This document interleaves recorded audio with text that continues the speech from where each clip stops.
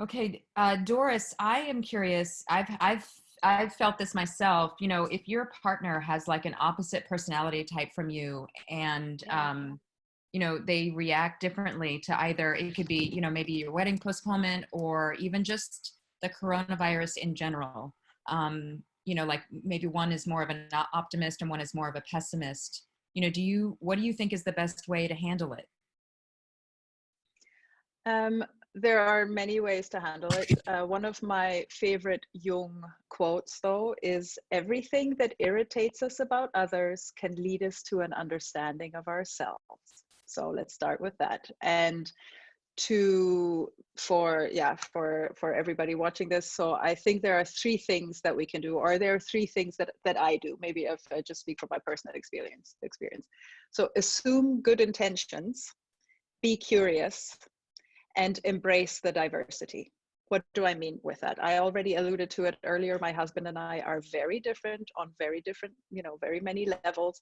And I'm learning now to assume that he is not doing anything on purpose, just like he knows that I'm not doing anything on purpose. It's just how we're wired, and we're wired differently. So let's assume good intentions for whatever happens.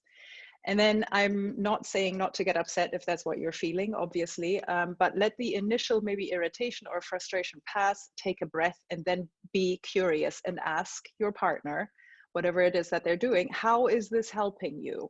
How is this benefiting you? Like, why do you think it's a good idea to do what you do? Because they probably have a reason for it, because they're also like, an adult. They're their own person, and they have their own ideas.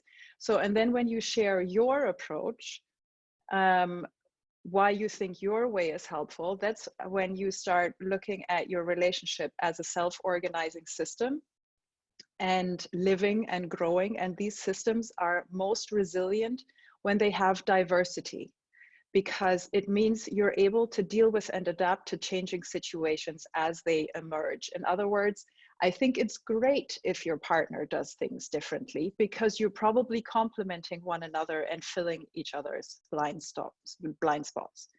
So assume good intentions, be curious, and embrace it.